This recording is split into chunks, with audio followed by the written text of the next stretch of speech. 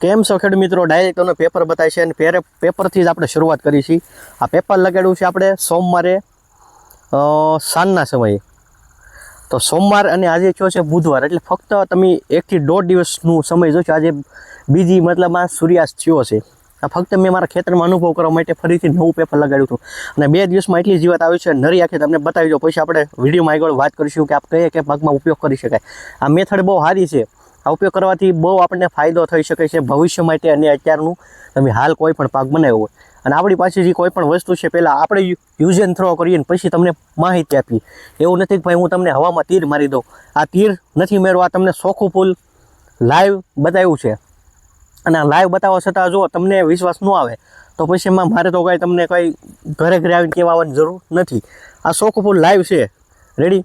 અહીંયા તમે લાઈવ જોઈ શકો છો અને ફરીથી આપણે નજીકથી પણ જોઈ લઈએ કઈ કઈ જીવાત આવી છે. આ રોપ બનાવેલો છે ડુંગળી, જે આપણે મેળામાં લાવે ને અમારે આમાં જોઈશો મોટી માખી ટાઈપની જીવાત આવે છે. અહીંયા છે, અહીંયા તમને લીલી બતાવી છે, અહીંયા સફેદ બતાવી છે. કોઈ પણ જીવાત આવે એને કાંઈ નહીં. મારા અંદાજે તમે 1 વીઘામાં 10 થી 15 જો આવા નજીક મૂકી દો ને તો તમારો દવાનો ખર્ચ એવો ઘટે કે આપણે અમુક વખત એવો સમય આવે છે કે આપણે ગમે એટલી ભારે દવા નાખીએ ને 250-300 પપ તો આપણને રાહત થતી નથી. પ્રશ્ન આવે છે ને એવા કે નથી આવતા? તમે કહેશો 100% આવે છે, પણ આપણે ઓલી કહેવત છે કીધા કુમાર ગધેડ ન છોડે. ગમે એટલું આપણે તમને પરફેક્ટ માહિતી આપીને તો આપણે ગળે ઉતરે નહીં. તો તમને ગળે હવે ન ઉતરે આનાથી વિશેષ તો પછી એમાં કંઈ મારી ભૂલ તો ન ગણાય. અત્યારે તમને ખાલી એક ઉદાહરણ લઈ લઉં. આપણે નિરાય છે પહેલાં બેસી જઈએ એટલે તમને નિરાતે વાત કરવાની પણ મજા આવે.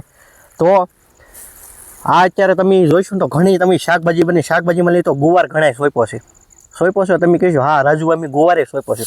તમે લોકોએ ભીંડો સોંપ્યો છે. ભીંડો ભલે ને આપણે ઉગીને એટલો બહાર જ નીકળવો હોય તો એમાં જીવાત હક લેવા નથી દેતી. તમને એમ થાય કે મેં હજી રીંગણી સોંપી છે ને ઘણા લોકોએ રીંગણી સોંપી છે તો એમાંથી ઘણાના ફોન આવે છે અમુક વિસ્તારમાંથી કે રાજુભાઈ રીંગણીનું પાંદડું આખું કૂકડાઈ જાય છે, આમ સફેદ સાસડીથી ભરાઈ જાય છે. તો આપણે આવું કરીએ છીએ કે ન કરીએ છીએ? મારે ખેડૂતનો ફોન આવ્યો કંઈક 350 પંપ નાખ્યો સફેદ સાસડી માટેનો સ્પેશિયલ દવાનો. આપણે જે દવા આપણે કોઈ દવાએ કાંઈ વાંધો નથી, પણ મારું કામ છે ખેડૂતના ફોન આવતા હોય અને માહિતી શેર કરું કે વિડીયો જો એટલે ખેડૂતના ફોન આવશે. એ 110% છે ફોન આવે જ. કેમ કે જો આવું આપણે કરી શકીએ, જો આપણે 300 રૂપિયા ઉપરનો પંપ સાટીને તોય છતાં આપણને રાહત ન મળે તો એ કરતાં આવો થોડોક દેશી જુગાડ કરવો એ ખોટો નથી. એટલે આવા 10 પેપર તો કમસે કમ વીઘામાં લગાડો, પણ તો 15 લગાડો, 20 લગાડો, એટલા નજીક એટલે તમને બહુ સારો ફાયદો થશે. એવું આપણું કેવું છે. ખાસ કરીને અત્યારે જેને ઉનાળુ તલ છે, મગ છે, જે બનાવ્યું હોય રેડી, જે તમે પાક બનાવો અત્યારે ઉનાળુ તલમાં પણ આવી પરિસ્થિતિ આવશે. પડકાર તો રહે થોડી ઘણી. અને પછી પડકારમાં આપણે બીજો જોઈએ તો મુદ્દો શું આવે? માર્કેટમાં વેચાઈ જ્યારે ભાવ આપણા હાથમાં નથી. તલના બજાર ભાવ અત્યારે પહેલાં 2000 આપણે વેચાઈ જાય 1500 આવે. તો ત્યારે આપણે દવાનો ખર્ચો કર્યો હોય ફૂલ કે હારો 2000 છે સમજવું આપણે કર્યું હોય તો પણ ત્યારે બજાર ભાવ નહોતો તો આપણે પહેલેથી દવા ઓછી નાખો તો 1-2 છંટકાવ ઘટે. તો એ કઈ રીતે ઘટે કે આવું આપણે થોડુંક મગજ વાપરીને થોડોક ઉપાય કરીને તો આ તમામ પાકમાં હાલે. એને કોઈ પણ પાક હારે કાંઈ વાંધો નથી. તમે જે પાક બનાવ્યો હોય ને બધા પાકમાં હાલે. એટલે એ તમારે યાદ રાખવાનું. તમે બધા અલગ અલગ પાક બનાવતા હોય.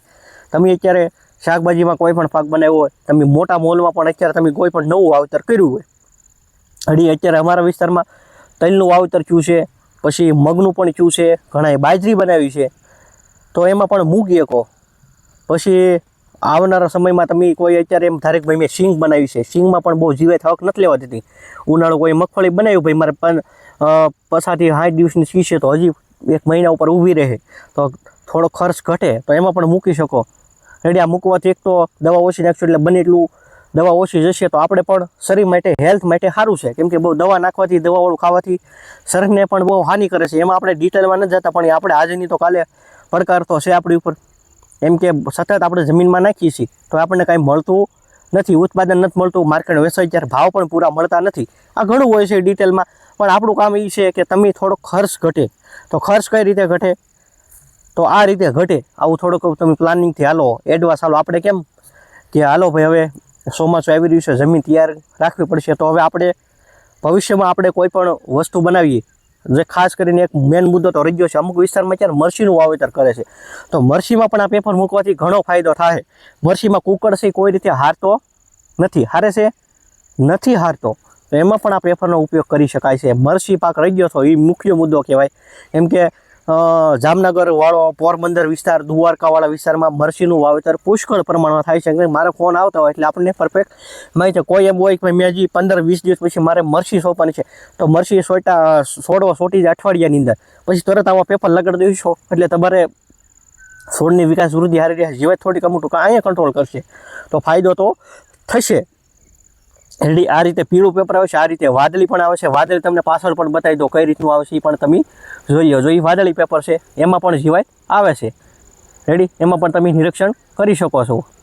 બાકી તમે કોઈ પણ પાક બનાવો, આપણે એક પેપર છે આ રીતનું આવે છે, એ સફેદ કલરનું પણ મૂકેલું છે, તમે આગળ અમે જોઈ શકો છો. રેડી, સફેદ મૂક્યું છે, પીળું મૂક્યું છે, આવા 3 કલરના પેપર હાજરમાં છે. પણ વધારે પીળું અને સફેદ એ વધારે લગભગ કામ કરશે એવું મારું એસ્ટિમેટ નીકળ્યું છે. કેમ કે એ મેં આ પીળું મૂક્યું હતું એની સાથે જ મૂક્યું હતું, તો એ છતાં તમને હું ત્યાં લાઈવ બતાવી દઉં કે ત્યાં સફેદ પેપરમાં પણ કેટલી જીવાત આવી છે, તો એ પણ આપણે લાઈવ જોઈ લઈએ આગળ.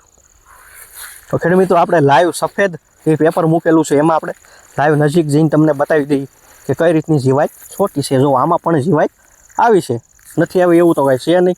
રેડી, જોઈ શકો છો તમે. આ ને પીળું પેપર તમે આગળ જોઈ બંને એક સાથે. આમાં તમે વધારે જોશો ને તો આમાં જે ઉખેડવાનું પ્લાસ્ટિક આવે ને એની અંદર બહુ જીવાત આવી છે, તમે જોઈ શકો છો નિરીક્ષણ માટે. તો આપણી માટે એક સારો ઉપાય કહેવાય દેશી જુગાડ પદ્ધતિ. ટાઇટલમાં તમને લાગ્યું ભાઈ દેશી જુગાડ રાજુભાઈ લખ્યું છે, તો આ દેશી જુગાડ જેવું છે આ છે, 100% છે. પણ આપણે ઉપયોગ કરીએ તો જોઈ શકો છો આવી ડુંગળીમાં જીવાત આવે છે, એ આપણે નમૂનો લાઈ પણ જોઈ શકીએ છીએ. જો અહીંયા ઝીણી ઝીણી મછરીથી ભરાઈ ગયું છે, અહીંયા તમે જોઈ લો કો રાખી. તો આ વસ્તુ કર્યા જેવી છે, તમને ગળે ઉતરે તોની વાત છે.